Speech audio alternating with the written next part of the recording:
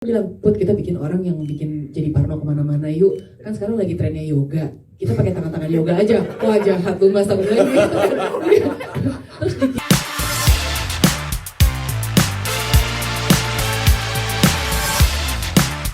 Terus diskusi tim ya,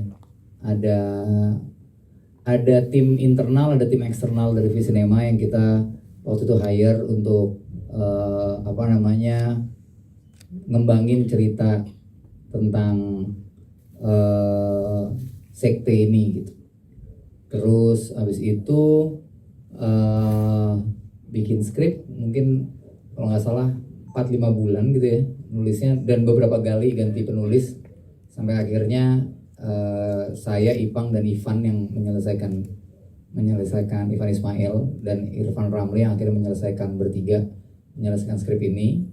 Tapi kemudian memang secara treatment banyak yang dilakukan bahkan bersama pemain, kayak misalnya contohnya gerakan tangan misalnya itu diskusinya Nizam sama Putri gitu ya. Terus rapal-rapalnya juga sebenarnya itu bukan nggak ada di skrip. Rapal-rapal itu gimana Zam ceritanya? Nah, kalau masalah rapal-rapal dan mantra tuh sebenarnya diskusi antara aku dengan Mbak Putri dan Mimi Lasmi. Kami bertiga nyari apa ya yang bikin orang akan inget ketika pulang nonton film kita gitu loh. Karena kan film ini menceritakan tentang sebuah sekte kan. Sekte kan pasti punya ciri khas untuk entah itu penggalan di dalam mantranya atau simbol di dalam tangan atau apapun itu kan. Terus akhirnya aku sama Mbak Putri WhatsApp-WhatsAppan kita malam-malam ya. Iya, malam sekali tuh pokoknya tuh. Malam sekali terus aku bilang sama Mbak Putri, aku pengen ada sebuah simbol di dalam cerita kita gitu. Tapi apa ya? Terus akhirnya tapi memang kisahnya sendiri kan memang berangkat dari pendekatan animis ya di tanah Jawa gitu, masa sebelum ya masih politeis gitu ya, masih animis, dan itu yang kita coba kembangin. Terus kemudian detail-detailnya sebenarnya kita nggak ada di skrip, karena skrip itu sebenarnya lebih ke membentuk struktur dan logika cerita. Jadi ini yang menarik bahwa kami biasanya memang di Visinema tuh saat mengembangkan konsep gitu, kami melibatkan semua yang ikut serta dalam film. Kayak misalnya mungkin Putri bisa cerita tuh, Put, kenapa tangannya gitu? Itu tuh.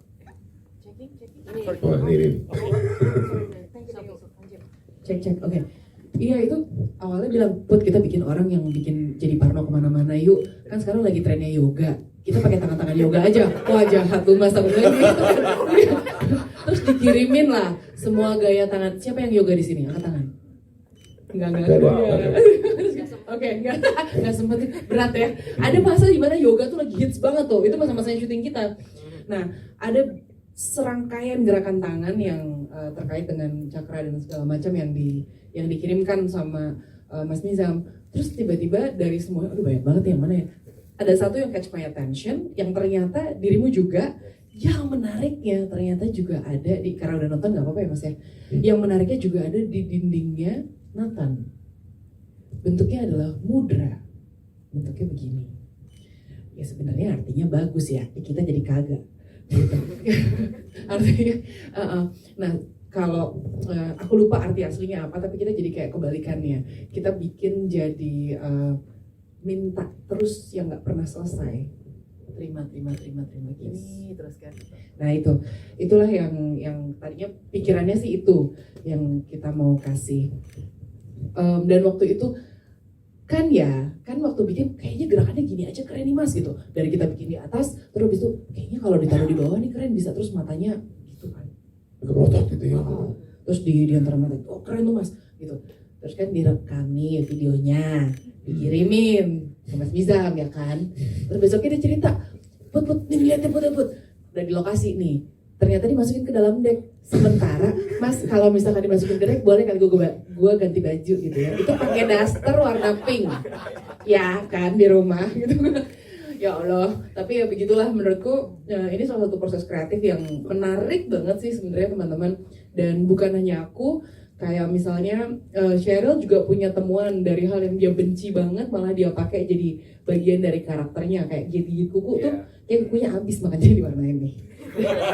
Bayangin take-nya berapa kali, berapa scene dia harus gigit kuku gitu. Nah itu salah satu temuan yang kita juga ketemu dengan diobrolin ya gitu. Itu terus langgam. Sayang sekali Mimi lagi nggak ada di sini ya, tapi Ibu Laksmi Notokusumo membuat